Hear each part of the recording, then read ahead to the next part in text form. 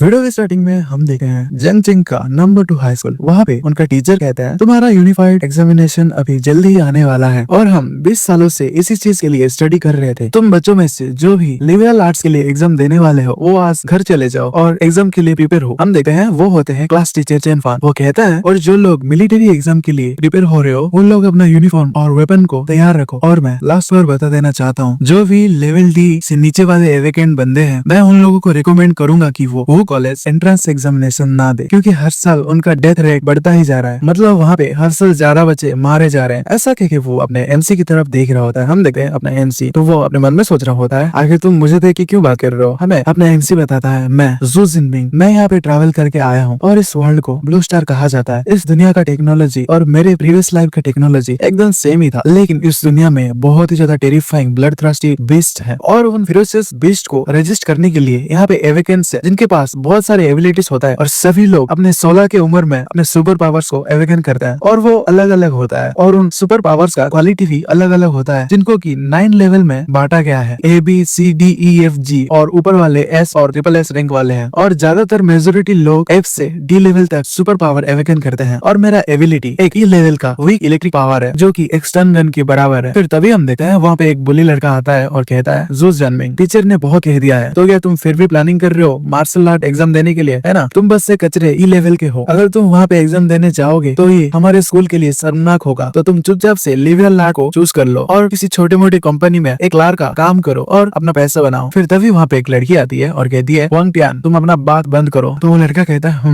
लिन किंगियन, मैं तुम्हें unified examination में बता दूंगा कि यहाँ पे कौन बेस्ट है। ऐसा कह के वो जाने लेता है और वो जाते हुए कहता है और प्रीटी बॉय जू जिनमिंग उस एग्जामिनेशन में बस मारा जाएगा। फिर वो लड़की अपने एमसी के पास आते हुए कहती है जू जिनमिंग उसके बातों में तुम ध्यान मत दो, सभी लोगों का अलग अलग स्किल होता है और तुम लिबरल आर्ट में चूज करके भी अपना लाइफ को अच्छे से जी सकते हो। तो अपना एमसी कुछ नहीं कहता। फिर वो अपने मन में सोचता है मैं कंट्रीजिया में रहता हूँ और वहाँ पे हायर एजुकेशन को 2 भागों में डिवाइड किया गया है, एक है लिबरल और दूसरा है मिलिट्री। जो लोग लो लेवल के सुपर पावर्स को एवेकन करते हैं और जिनके पास कॉन्फिडेंस नहीं होता कॉम्बैट करने के लिए तो सिंपली लिबरल आर्ट्स को चूज कर सकते हैं जो की नॉलेज को टेस्ट करता है और तुम ऐसे ऑर्डिनरी पर्सन बन के जी सकते हो। लेकिन जो मिलिट्री सब्जेक्ट को चूज करते हैं वो एक यूनिफाइड एग्जामिनेशन देते हैं और उसमें उनको फ्यूरियस बीस्ट के साथ डेस्परेटली फाइट करना पड़ता है और उस एग्जाम को पास करने के बाद ही तुम यूनिवर्सिटी ऑफ सुपर पावर्स में जा सकते हो। और वहाँ पे जाने के बाद बहुत सालों के मेहनत करने के बाद जब तुम ब्रेक थ्रू कर लोगे रैंकलेस स्टेट से तो तुम एक ट्रूली पावरफुल साइकिक बनोगे। मेरे टीचर और लिन किंगवन मेरे बारे में चिंतित है कि अगर मैं मिलिट्री एग्जामिनेशन को लूं तो ये मेरे लिए डेंजर होगा, लेकिन मैं उनको क्या ही बोलूं क्योंकि ये दुनिया ही एकदम डेंजरस है। अगर मैं मिलिट्री एग्जाम को ना भी दूं तो भी पता नहीं मैं कब किसी फिरोसियस बीस्ट से मारा जाऊंगा, क्योंकि मेरे पेरेंट्स भी एक बीस्ट डाइट में मारे गए थे। मैं पावरलेस नहीं होना चाहता और मैं फ्यूचर को फेस करूंगा। मैं अभी मिलिट्री एग्जामिनेशन को चूज करूंगा। फिर सीन शिफ्ट होता है। हम देखते हैं अपने एमसी अपने अपार्टमेंट में प्रैक्टिस कर रहा होता है एक स्फीयर को लेके और उसके अंदर से लाइटनिंग निकल रहा होता है पर वो इजीली थक जाता है और कहता है भाई मैं तो थक गया यार, मैं और ज्यादा नहीं कर सकता। ऐसा कह के वो जमीन पे लेट जाता है। फिर वो कहता है जबकि मेरे सुपर पावर्स एवेकन हो गए हैं तो मैंने एक स्फीयर को चुना है अपने वेपन के तौर पे और मैंने इसे आधे साल को प्रैक्टिस किया है और मैं इसके बिगिनियर लेवल में पहुंच चुका हूँ। हाउएवर मैंने जो ये स्फीयर लिया है जिसका नाम है लाइटिंग गेल ब्रेक, इसे मैंने 3 लाख में खरीदा था और ये मुझे एवरेज ई लेवल एवेकनर से ज्यादा स्ट्रॉन्गर बनाता है। हाउएवर मिलिट्री एग्जामिनेशन में ग्रेड डी से नीचे वाले बंदों का डेथ रेट बहुत ही ज्यादा है और वो हर साल बढ़ता ही जा रहा है। अगर मैं यूनिवर्सिटी ऑफ सुपर पावर्स में जाना चाहता हूँ तो मुझे मरते दम तक फाइट करना पड़ेगा, लेकिन तभी उसके आगे सिस्टम पॉपअप हो जाता है और सिस्टम पे लिखा आता है सिस्टम एक्टिवेशन। तो अपना एमसी हैरान हो जाता है और वो उठ जाता है। तो हम देखते हैं सिस्टम में लिखा होता है सिस्टम एक्टिवेशन सक्सेसफुल हो गया है, क्या आप न्यूबी पैकेज को रिसीव करना चाहते हैं? तो अपना एमसी कहता है क्या ये वही टाइम ट्रेवलर्स को मिलने वाला गोल्डन फिंगर सिस्टम है? आखिर इस पैकेज में क्या है? तो वो सिस्टम बताता है न्यूबी पैकेज में तुम्हें एस लेवल सुपर पावर मिलेगा और 200 सुपर पावर पॉइंट्स मिलेंगे। तो अपना एमसी अपने मन में सोच रहा होता है क्या S level super power, even हमारे इतना बड़े कंट्री सिया में भी 3-4 सालों में बस एक ही एवेकन ऐसा होता है जिसके पास एस लेवल का सुपर पावर होता है और जब वो बाहर आते हैं तो उनको बड़े बड़े यूनिवर्सिटी आके रिक्रूट करने की कोशिश करते हैं और उनको काउंटलेस रिसोर्सेस मिलता है जब तक वो ट्रेन करके पावर हाउस ना बन जाए। ये बात सोच के वो हैरान हो रहा होता है। फिर वो कहता है लेकिन मैं एक ई लेवल का कचरा हूँ, लेकिन मेरे पास अभी भी मेरे भाग्य को बदलने का एक मौका है। ऐसा कहके वो टच कर लेता है और कहता है रिसीव। तो सिस्टम से न्यूबी पैकेज रिसीव सक्सेसफुली हो जाता है और सिस्टम कहता है आपको 200 पावर पॉइंट्स मिले हैं और आपको S level super power purple thunder मिले हैं। फिर हम देखते हैं अपने एमसी के हार्ट के अराउंड बहुत सारी बिजलियां कड़कने लगती है और 10% प्रोग्रेस होने लगा है। हम देखते हैं अपने एमसी के आसपास बिजलियां बह रही होती है। हम देखते हैं अगले सीन में उसका 20%, 30% ऐसे ही करके प्रोग्रेस हो हो रहा होता है और वहाँ पे एक बड़ा सा धमाका होता है। तो बाहर एक बच्ची बोल रही होती है, मॉम वहाँ पे देखो बड़े भाई के घर पे कुछ हुआ है शायद। तो वहाँ पे एक लड़का कॉल करता है और कहता है, क्या उस जू फैमिली के बच्चे के साथ कुछ हुआ है? फायर डिपार्टमेंट यहाँ पे कुछ हुआ है। हम देखते हैं अंदर का सीन। अपना एमसी मन में सोच रहा होता है, अरे यार मुझे तो बहुत ज्यादा दर्द हो रहा है। हम देखते हैं वो प्रोग्रेस से 50, 60%, 70% ऐसा करके बढ़ रहा होता है। बाहर के लोग बोल रहे होते हैं, आखिर सडनली ये आसमान इतना अंधेरा क्यों हो गया है? हम देखते हैं उस घर के ऊपर एक ड्रैगन होता है। फिर हम देखते हैं एक जगह पे एक आदमी खड़ा होता है और उस नजारे को देख रहा होता है। वो कह रहा होता है, कितना ज्यादा टेरिफाइंग थंडर है और इसका प्रेशर बहुत ही ज्यादा हाई है। क्या किसी थंडर एट्रीब्यूट वाला बीस्ट हमारे शहर में चला आया है? फिर वो अपने आर्मी को ऑर्डर देके कहता है, जंगचिंग थर्ड आर्मी अभी तुम हाई अलर्ट में रहो। तो पीछे वाला बंदा सैल्यूट करते हुए कहता है, यस। हम देखते हैं वो ड्रैगन अपने एमसी के अपार्टमेंट की तरफ आगे बढ़ रहा होता है और वो आके अपने एमसी के अंदर घुस रहा होता है। हम देखते हैं अपना एमसी को बहुत ही ज्यादा दर्द हो रहा होता है, जिसकी वजह से वो बहुत ज्यादा चीख रहा होता है। हम देखते हैं उसका प्रोग्रेस सेट 80, 90, 99, 100% हो जाता है। फिर सिस्टम कहता है, आपका सुपर पावर ट्रांसफॉर्मेशन अभी कंप्लीट हो चुका है। फिर हम देखते हैं वो जब कंप्लीट हो चुका होता है तो अपना एमसी अपना मुट्ठी कसता है और कहता है, अच्छा ये है एस लेवल का super power, the purple sky divine thunder. इसका पावर तो मेरे पहले वाले स्किल से कम्प्लीटली डिफरेंट है। अगर ये एक शॉट एक आदमी को लग जाएगा तो वो पूरा खत्म हो जाएगा, लेकिन इसका सोर्स शराबा बहुत ही ज्यादा हो गया और फॉर्चुनेटली मैंने थोड़ा बहुत इसको कंट्रोल कर लिया, वरना मेरा ट्रेनिंग रूम का हालत और भी ज्यादा खराब हो सकता था। हम देखते हैं उसका पूरा रूम तहस नहस हो चुका होता है। फिर अपने एमसी सिस्टम को चेक करते हुए कहता है, बाय द वे मुझे न्यूवी गिव पैकेज में 200 एबिलिटी पॉइंट्स मिले हैं और वो मेरे क्या काम आ सकते हैं? तो सिस्टम कहता है, आप फियर्स बीस्ट को मार के इन पॉइंट्स को ऑब्टेन कर सकते हैं और इन पॉइंट्स के साथ आप आपके स्किल्स और लेवल को अपग्रेड कर सकते हैं। और इन चीज को चेक करने के लिए आप सिस्टम पैनल के अपग्रेड ऑप्शन वाले पे क्लिक करना पड़ेगा। फिर अपने एमसी सिस्टम पे क्लिक करता है तो अपने एमसी का इन्फॉर्मेशन आता है, नेम आता है जू जियानमिंग, लेवल एवेकनर अनरैंक्ड और ability purple thunder S level, physics 121 QI and blood spirit 140 heart, skill marksmanship basic level पे होता है, लाइटनिंग गेल ब्रेक बेसिक लेवल पे होता है और उसके पास एक्स्ट्रा पावर पॉइंट 200 पड़े होते हैं। फिर अपने एमसी कहता है, कल यूनिफाइड एग्जामिनेशन होने वाला है और इन 200 पावर पॉइंट से मैं अपने कॉम्बैट को इम्प्रूव करूंगा। ऐसा करके वो सिस्टम पे टच करता है और कहता है, सिस्टम मुझे और भी ज्यादा दो। फिर वो सिस्टम पैनल को टच करता है और कहता है, सुपर पावर्स एसेंशियली ह्यूमन की फिजिक और स्पिरिट से आते हैं, तो चलो इन दोनों बेसिक चीजों को मैं स्ट्रेंथन करता हूँ पहले। ऐसा करके वो अपना एट्रीब्यूट्स को बढ़ाने लगता है तो उसके पावर्स बढ़ने लगता है और उसको महसूस होता है। तो वो कहता है, क्या एनर्जी इंप्रूव होने पे इस तरह का फीलिंग होता है, मेरा ब्लड सर्कुलेशन और थिंकिंग। ऐसा करके वो पावर लगाता है और आगे बढ़ के एक मुक्का मारता है और वो कहता है, जब मेरा बेसिक एट्रीब्यूट्स इंप्रूव हो गए हैं तब मेरा कॉम्बैट स्किल और सुपर पावर्स को मैनिपुलेट करने वाला पावर ये एनहांस हो गए हैं। मैंने दोनों कोर एट्रीब्यूट्स को 20 पॉइंट से बढ़ा लिया है और एक सुपर पावर पॉइंट्स का मतलब है 0.2 वाइटलिटी और या फिर 0.2 हर्ट्ज ऑफ स्पिरिट। और अभी जितना मेरा सुपर पावर्स है उतने से मैं तो आराम से सुपर पावर यूनिवर्सिटी में जा सका हूँ। मुझे अभी बस पता नहीं है कि मेरा रैंक कौन सा होगा और मैं जानना चाहूंगा कि जो जीनियस बच्चे फेमस टीचर के द्वारा पढ़ते हैं उनके साथ मेरा पावर कंपेयर किया जाए तो वो कैसा होगा। ऐसा वो कहने के बाद अपना स्पीयर को अपने पैरों से उठाता है और कहता है, तो चलो मार्शल आर्ट जिम में चलते हैं और कुछ स्पेसिफिक वैल्यूज को टेस्ट करते हैं। फिर हम तभी देखते हैं उसके दरवाजे पे कोई लात मारता है। हम देखते हैं वहाँ पे फायर स्क्वाड आ जाती है और वो कहता है, हमें एक इमरजेंसी कॉल मिला था कि यहाँ पे आग लग गई है। अपने एमसी कहता है, शायद ये मेरे कल्टीवेशन के फ्लक्चुएशन की वजह से हुआ होगा और अभी सब कुछ ठीक है। तो वो फायर गार्ड शांत होते हुए कहते हैं, अच्छा तो ये इमरजेंसी खत्म हो गया है, तो चलो यहाँ से चलते हैं। फिर वो जाते हुए अपने मन में सोच रहा होता है, इतना बड़ा धमाका एक छोटे बच्चे के सुपर पावर्स कल्टीवेशन की वजह से हुआ है। ऐसा लग रहा है कि आजकल के बच्चे कुछ ज्यादा ही पावरफुल हो गए। हम देखते हैं वो फायर गार्ड वहाँ से चले जाते हैं। अपना एमसी नीचे आता है तो एक टकला अंकल कहता है, शाओमिंग क्या सब कुछ ठीक है? और वहाँ पे ऊपर आग लग गया था, उसका क्या हुआ? तो अपना एमसी कहता है, अंकल यांग सब कुछ अभी ठीक है, मैंने सब कुछ का ध्यान रख लिया है। तो वो अंकल कहते हैं, चलो ये सुन के अच्छा लगा, और बताओ तुम क्या मार्शल आर्ट हॉल में जा रहे हो? तो अपने एमसी कहते हैं, हाँ मैं बस थोड़ा बहुत प्रैक्टिस करने के लिए जा रहा हूँ। तो वो अंकल कहते हैं, हाँ तुम सच में डेडिकेटेड हो और तुम्हारा कॉलेज का एंट्रेंस एग्जाम कल है ना, और तुम अभी भी ट्रेनिंग कर रहे हो, तुम तो बहुत अच्छे बच्चे हो। मेरा बेटा देखो वो बहुत ही ज्यादा लेजी है। फिर हमें एमसी बताता है, जो awakeners full fledged super power users बनना चाहता है उन लोगों को अपना माइंड और बॉडी को एनहांस करने की जरूरत है और ये चीज एसेंशियल है। और इस चीज के लिए यहाँ पे मार्शल आर्ट हॉल एक ट्रेनिंग फैसिलिटीज और टीचिंग सर्विस को प्रोवाइड करते हैं, लेकिन सभी लोगों के पास एक प्राइवेट ट्रेनिंग हॉल नहीं होता। तो ग्रेट सिया नेशन में 2 martial art training hall famous है। एक का नाम है थंडर मार्शल आर्ट हॉल, दूसरे का नाम है fierce bear martial art hall. हम देखते हैं अपना MC thunder martial art hall पे पहुंच चुका होता है। फिर अपने एमसी कहता है, उन दोनों में से the fierce bear martial art hall, जिसका की annual membership fees 1 lakh yuan होता है, उसमें बस वेल्दी फैमिली के बच्चे जाते हैं, और जो थंडर मार्शल आर्ट हॉल है वो हाई स्कूल स्टूडेंट के लिए फ्री है। हम देखते हैं वहाँ पे एक लड़की कुछ लोगों से बात कर रही होती है। अपना एमसी उसको देख के अपने मन में सोचता है, क्या ये टांकी नहीं है? हम देखते हैं वो लड़की जिसका नाम होता है टांग क्यूआई और वो अपना जू जिनमिंग का कजन होती है। अपना एमसी वहाँ पे आते हुए उसको कहता है, सिस्टर क्यूआई आप भी थंडर मार्शल आर्ट हॉल में प्रैक्टिस करने के लिए आए हो? तो वो लड़की कहती है,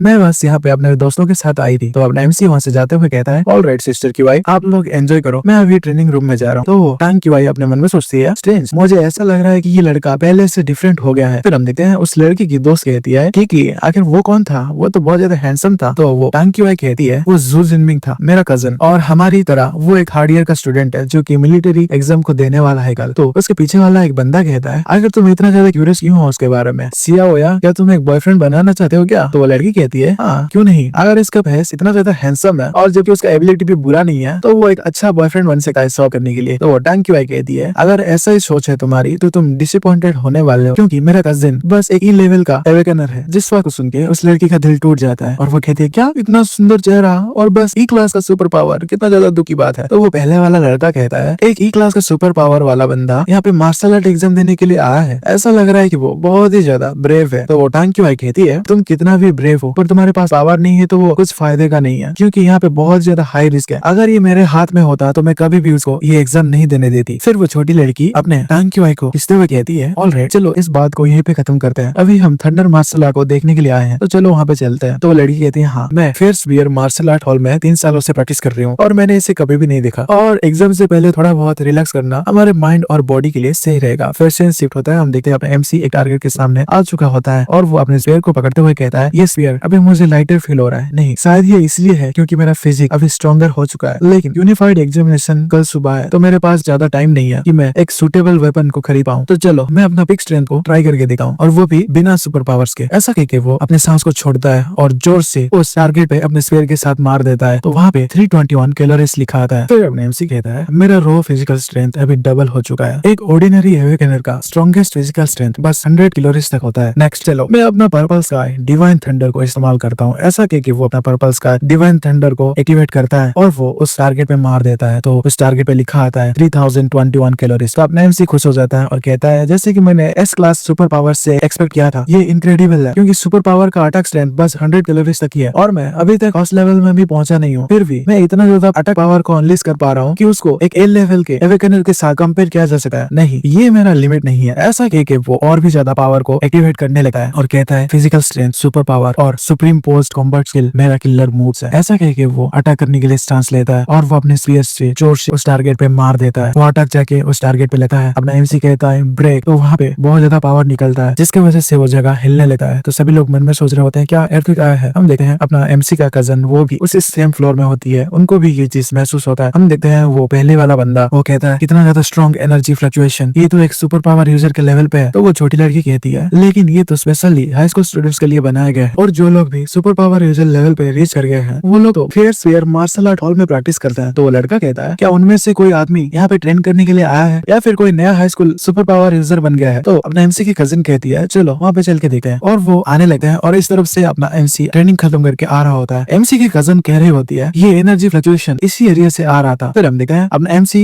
और उस लड़की का सामना हो जाता है। तो लड़की कहती है शाओमिंग क्या तुम घर पे जा रहे हो? तो अपना एमसी कहता है मैं घर पे जा रहा हूँ ताकि मैं थोड़ा सा और भी प्रिपेयर कर सकूं। तो उसकी कजिन कहती है ऑलराइट देन, तुम्हारी मिलिट्री आर्ट्स एग्जामिनेशन के लिए तुम्हें गुड लक, लेकिन याद रखना कि तुम सेफ रहने की कोशिश करो। तो वो पहले वाला बंदा कहता है तुम उसके बारे में इतना ज्यादा चिंता क्यों करती हो, ये एनर्जी फ्लक्चुएशन तो यहीं से आ रहा था, तो चलो वहाँ पे जाके देखते हैं। फिर वो लोग उस रूम के बाहर आ जाता है और एमसी की कजिन कहती है ये प्लेस क्या वही है? तो वो पहले वाला बंदा कहता है हाँ कोई भी गलती नहीं है, ये वही है। जब वो दरवाजे को खोलते हैं तो हम देखते हैं अंदर का सीन, वहाँ पे सब कुछ टूटा फूटा हुआ होता है और वो लोग वो चीज देखे एकदम शौक में होता है। फिर हम देखते हैं वो छोटी लड़की कहती है डैम इवन वो मेमोरी एलॉय भी डिस्ट्रॉय हो गया है, आखिर वो अटैक कितना ज्यादा पावरफुल था, क्या हमारे जंगचिंग सिटी में इतना ज्यादा पावरफुल हाई स्कूल स्टूडेंट्स भी है? फिर हम देखते हैं वो लड़का कहता है ये प्रोबेबली कोई हाई स्कूल का स्टूडेंट नहीं था, मैं अभी भी बचे हुए वायलेंट एनर्जी को फील कर पा रहा हूँ जो कि एकदम इनक्रेडिबल है, और ये पर्सन कम से कम 8 ईयर सुपर पावर यूजर्स होगा जो कि गलती से इस टेस्टिंग हॉल में आ गया होगा अपने स्ट्रेंथ को टेस्ट करने के लिए। तो पीछे और दो लोग बात कर रहे होते हैं। पहला वाला बंदा कहता है मुझे पता था कोई भी हाई स्कूलर इतना ज्यादा पावर को अनलीज नहीं कर सकता। तो और एक बंदा कहता है एग्जैक्टली इवन हमारे कैपिटल के प्रोडिजिस भी इस तरह के पावर को शो नहीं कर पाते, तो हमारे जंगजिंग सिटी के बंदा कैसे कर सकता है? तो छोटी लड़की कहती है हे जब हम यहाँ पे आ रहे थे तो जू जिनमिंग यहाँ से जा रहा था, क्या तुम्हें लगता है कि उसने ये सब क्या होगा? शायद ऐसा भी हो सकता है कि वो एक्चुअली में एक हिडन जीनियस हो जो कि अपने पावर को हाइड करके रख रहा हो और वो कल के एग्जाम में एकदम पावर दिखा के तबाही मचाएगा। तो उनमें से वो पहले दो वाले बंदे कहता है लगता है कि तुम ज्यादा ही आजकल मांगा देख रहे हो, ये तो बस बकवास बात है। अगर वो अपना स्ट्रेंथ हाइड कर भी रहा हो तो भी इस चीज का एक लिमिट है, वो बस एक ई रैंक का एवेकनर है, तो ज्यादा से ज्यादा उसका पावर 300 यूनिट्स तक ही होगा। तो वो पहले वाला बंदा कहता है इस रूम से बाहर जाने के लिए 2 दरवाजे हैं, तो शायद वो पावरफुल आदमी दूसरे दरवाजे से निकल गया होगा, इसलिए हम उसको ढूंढ नहीं पा रहे हैं। फिर वो कहता है थैंक यू भाई, तुम्हें इसके बारे में क्या लगता है। हम देखते हैं अपने एमसी के कजिन को, वो वाटा को देख रही होती है और वो कहती है मे बी, ऐसा कहकर वो अपने मन में सोचती है यहाँ पे जो ड्रेसेस है उसको देख के ऐसा लग रहा है कि ये चीज एक स्पीयर के साथ किया गया है, तो क्या वो सच में जू जेनमिंग हो सकता है। फिर सीन शिफ्ट होता है, हम देखते हैं पावर एग्जाम के दिन पे वहाँ पे बहुत सारे लोग वहाँ पे आए होते हैं और वो एक दूसरे से बात कर रहे होते हैं। हम देखते हैं अपना एमसी भी अपना स्पीयर को लेके वहाँ पे आ चुका होता है। वहाँ पे लोग बात कर रहे होते हैं, वाओ यहाँ पे देखो ये तो हमारा टेस्ट साइट है, होली क्रॉप, मैंने कभी यूनिकॉर्न वाला राइनो को नहीं देखा था। वो लोग यूजुअली कॉमन बिस्ट जैसे कि शैडो कैट्स और आयरन हेड बोर्ड्स को इस्तेमाल करते हैं एग्जाम लेने के लिए, लेकिन इस साल का एग्जाम बहुत ज्यादा हार्डर है। तो उनमें से एक बंदा कहता है तो क्या हो गया कि ये एक यूनिकॉर्न राइनो है। तो उसकी बात सुन के वो दोनों बंदे शॉक हो जाते हैं। फिर वो पहला वाला बंदा कहता है अगर तुम इस लेवल के बेस्ट को हैंडल नहीं कर सकते तो तुम सुपर पावर यूनिवर्सिटी में नहीं जा सके, तुम हमेशा के लिए यूजलेस नोबडी बन के रह जाओगे। वहाँ पे अपना एमसी अपने दोस्त के पास आ जाता है और कहता है अभी ये जो एरोगेंट होके बात कर रहा है वो लड़का कौन है। तो अपना एमसी का फ्रेंड लीज भी कहता है आखिर वो और कौन हो सकता है, वो नंबर 1 हाई स्कूल का जो मिंगयांग है जो कि एक स्वॉर्ड मास्टर है और रूमर में ये कहा जाता है कि वो एक बी रैंकर का एवेकनर है और वो 9 रैंक से टियर 1 में एडवांस कर गया है अभी। तो अपना एमसी कहता है अच्छा ऐसा है, तो ये इस साल का टॉप कंटेंडर है। ऐसा कहके अपना एमसी अपने मन में सोचता है मैं देखना चाहूंगा कि इसके और मेरे बीच में कौन स्ट्रॉन्गर है। फिर हम देखते हैं वहाँ पे उनका टीचर कहता है अटेंशन एवरीवन, मैं वांग हाईवान जेंगजिंग पावर एग्जाम का चीफ कमांडर, ये टेस्ट को शुरू करने से पहले वहाँ पे जाओ, वहाँ पे तुम्हें कुछ की पॉइंट्स को सुनने को मिलेगा। ये एग्जाम सुबह 9 बजे से शुरू होगा रात के 9 बजे तक और ये 12 घंटे तक चलेगा और हमारा इस टेस्टिंग का लोकेशन है रूइन टाउन जो कि मेरे पीछे है। और जैसा कि प्रीवियस एग्जामिनेशन में था सभी एरियाज को डिवाइड किया गया है जैसे कि आउटर, मिडिल, इनर और कोर जोन्स में, और डिफरेंट टाइप और लेवल के बीस्ट को मारोगे तो तुम्हें डिफरेंट स्कोर्स मिलेंगे। एक बीस्ट का जितना ज्यादा हायर लेवल होगा तुम्हें उतना ही ज्यादा पॉइंट्स मिलेगा। और कोर एरिया वो बस एक बोनस क्वेश्चन की तरह है जो कि बस टॉप स्टूडेंट्स के लिए है। तो सभी लोग अपने औकात में रहना और पॉइंट्स के लिए अपने लाइफ को रिस्क मत करना। वहाँ पे हम देखते हैं अपना एमसी भीड़ में खड़ा होता है एकदम कॉन्फिडेंटली और वो अपने मन में सोच रहा होता है कल तक मैं भी आउटर जोन तक ही जाने का हिम्मत कर पाता था, लेकिन अभी मेरा एम इनर जोन है और इवन मैं कोर जोन में भी अंदर जाऊंगा। फिर हम देखते हैं वहाँ पे एग्जाम का सप्लाईज डिस्ट्रीब्यूट होने लगता है। वहाँ पे उनका टीचर उनको सभी चीजें दे रहे होते हैं। टीचर अपने एमसी को सप्लाईज देते हुए कहते हैं यहाँ पे तुम्हें 3 आइटम्स मिलने वाले हैं, एक स्मार्ट वॉच जो कि नंबर्स को ट्रैक करेगा कि तुमने कितने बीस्ट को मारा है और रियल टाइम में तुम्हारा स्कोर्स को दिखाएगा, और तुम्हें मिलेगा एक टैक्टिकल बैकपैक जिसमें की 3 एनर्जी बार्स मिलेंगे और एक एनर्जी ड्रिंक मिलेगा और एक डिस्पोजल मेडिकल पैक मिलेगा जो कि तुम्हें 12 घंटे तक सपोर्ट कर पाएगा, और तुम्हें मिलेगा सेफ्टी स्फीयर, और जब तुम इसे एक्टिवेट कर लोगे तो तुम्हारे आसपास एक हाई वोल्टेज इलेक्ट्रिक बैरियर आ जाएगा जिसको कि नॉर्मल बेस्ट तोड़ नहीं सके। लेकिन याद रखना जब तुम सेफ्टी स्फीयर को इस्तेमाल करोगे तो तुम एग्जाम से बाहर कर दिए जाओगे, लेकिन तुम्हारा लाइफ हर चीज के ऊपर है, तो इस बात का ध्यान रखना। तो अब एमसी कहता है आपका शुक्रिया टीचर, मैं ये बात समझ गया। फिर हम देखते हैं वहाँ पे एक लड़की आती है और वो कहती है जू जेनमिंग तुम्हारे पास एक टीम नहीं है ना, तो क्या तुम हमारे टीम पे आना चाहोगे। हम देखते हैं उस लड़की के पीछे 2 बंदे खड़े होते हैं। आगे वाला बंदा जो कि अभी अभी सी रैंक एबिलिटी को अवेकन किया है वो कहता है जिंगमिंग जब हम अंदर चले जाएंगे तो मैं तुम्हें प्रोटेक्ट करूंगा। तो और कुछ बंदे कहने लगते हैं क्लास रिप्रेजेंटेटिव अच्छा होना अच्छी बात है लेकिन ये हमारा पावर एग्जाम है। तो और एक बंदा कहता है एक टीम में हम 5 लोगों तक ही ले सकते हैं, अगर हम इसको ले जाएंगे तो हमें हाई स्कोर कैसे मिलेगा। तो वो पहले वाला सी रैंक एबिलिटी यूजर कहता है हमने ये बात को एग्री कर लिया है और तुम आखिरी वक्त में इस चीज से मुकर रहे हो। तो वो पहले वाला बंदा कहता है आखिर कौन जाता था कि ये एग्जाम के दिन सच में आ जाएगा। तो और एक बंदा कहता है मैं इस तरह के बंदे के साथ नहीं जाना चाहता। तो वो सी रैंक एबिलिटी यूजर बहुत ज्यादा गुस्सा हो जाता है। फिर अपना एमसी उसके कॉलर को पकड़ लेता है और कहता है लियो और क्लास रिप्रेजेंटेटिव मैं आपके काइंडनेस को अप्रिशिएट करता हूँ लेकिन मैं अभी सोलो ही जाना चाहूंगा, तो आप लोग अपना टीम बना लीजिए। तो वो सी रैंक एबिलिटी यूजर कहता है क्या तुम सीरियस हो। फिर हम देखते हैं क्लास रिप्रेजेंटेटिव कहता है अच्छा ऐसा है क्या, ऑल राइट देन केयरफुल रहना। ऐसा कहकर वो वहाँ से जाने लगता है और अपना एमसी उनके जाने के बाद मुस्कुराता है और कहता है तुम लोगों के बिना भी मैं हाई स्कोर को ले सका हूँ। फिर अनाउंसमेंट होता है कि जेंगजिंग का 2037 नेशनल पावर एग्जाम अभी ऑफिशियली शुरू हो गया है और सभी टेस्ट साइट में ड्रोन कैमरा घूमने वाला है जो कि लाइव स्ट्रीम करेगा। तो सभी कंटेस्टेंट कहने लगते हैं तो चलो मेरा गोल है जैंगनन सुपर पावर यूनिवर्सिटी और इस बार मैं अपने लिए नाम बना के रहूंगा। ऐसे कहके वो बहुत ज्यादा तेजी से सभी लोग आगे बढ़ रहे होते हैं। हम देखते हैं अपना एमसी का कजिन भी उस लाइन में होती है। हम देखते हैं और एक लड़की और वो एरोगेंट स्वॉर्ड मास्टर भी आगे बढ़ रहा होता है। अपना एमसी उसके अंदर आता है और एकदम शांति से होता है और वो अपने मन में सोचता है यूनिफाइड पावर एग्जाम मैं आ रहा हूँ तुम्हें क्रैक करने के लिए। तभी उसकी वॉच में बीप बीप होता है तो वहाँ पे वो टच करता है तो वहाँ पे कहा जाता है वेरिफिकेशन कंप्लीट हो चुका है। जू जिनमिंग एक कैंडिडेट है जो कि सीनियर है ईयर 3 का और वो जेंगजिंग नंबर 2 हाई स्कूल से है और उसका आईडी ऐसा वैसा करके अपने एमसी के इन्फॉर्मेशन को दिया जाता है वहाँ पे। फिर अपना एमसी कहता है जैसे कि मैंने एक्सपेक्ट किया था नंबर 1 हाई के टॉप स्टूडेंट से वो ऑलरेडी अपना रैंक को इतना जल्दी बढ़ा रहा है तो चलो मैं भी अपने काम को शुरू करता हूँ। फिर अपने एमसी अपने मन में सोचता है अभी आउटर जोन से कोर तक जाने का रास्ता बहुत ज्यादा लंबा है तो चलो मैं सीधे कोर एरिया में ही चला जाता हूँ। फिर सीन शिफ्ट होता है। हम देखते हैं अपना एमसी अंदर आ रहा होता है और वो आगे देखता है कोई बंदा मरा पड़ा होता है। अपना एमसी कहता है ये इंजरीज ये तो बहुत ज्यादा सीरियस है और इसको तो सेफ्टी स्पेयर इस्तेमाल करने का टाइम भी नहीं मिला, शायद इसी वजह से टीचर मुझे बार बार देख के कह रहे थे कि मैं इस एग्जाम को स्किप कर दूं। अगर मैंने एस रैंक एबिलिटी को एवेकन नहीं किया होता तो शायद आज इसके जगह पे मैं मारा होता। तो चलो, मुझे इस चीज के लिए रिग्रेट नहीं करना चाहिए, क्योंकि ये पावर एग्जाम बहुत ही ज्यादा ब्रूटल है। फिर वो उस मरे हुए बंदे के वॉच को टच करता है और वो लॉजिस्टिक टीम को कॉल कर लेता है और अपने मन में सोचता है अपॉर्चुनिटी हमेशा रिस्क लेने से ही आता है और हर कोई अपने फेट को नहीं बदल सका। लेकिन तभी अपने एमसी शॉक हो जाता है, हमने किसी का पंजा। वहाँ पे एक वाइल्ड कैट आती है जो कि अपना ऑरा को रिलीज कर रही होती है। अपना एमसी मन में सोच रहा होता है कि इस कैट ने जानबूझ के इस बंदे को जिंदा रखा ताकि कोई इससे बचाने आए और ये कैट उस पर भी अटैक कर दे। ये तो बहुत ज्यादा क्लोज था। अच्छा, तो ये वाइल्ड कैट एक ट्रैप बनाई थी लोगों को पकड़ने के लिए। फिर हम देखते हैं वो कैट एमसी को देख के गुर्रा रहा होता है। वो अपने एमसी के ऊपर अटैक करने के लिए आगे बढ़ता है, लेकिन अपना एमसी उसे डॉज कर लेता है। तो वो कैट आगे बढ़ता है और पीछे मुड़ के गुर्राता है। अपना एमसी उसको देख के कहता है एजल बॉडी और शार्प क्लोज और इसका बाइट फोर्स तो 1000 किलोग्राम से भी ज्यादा होगा।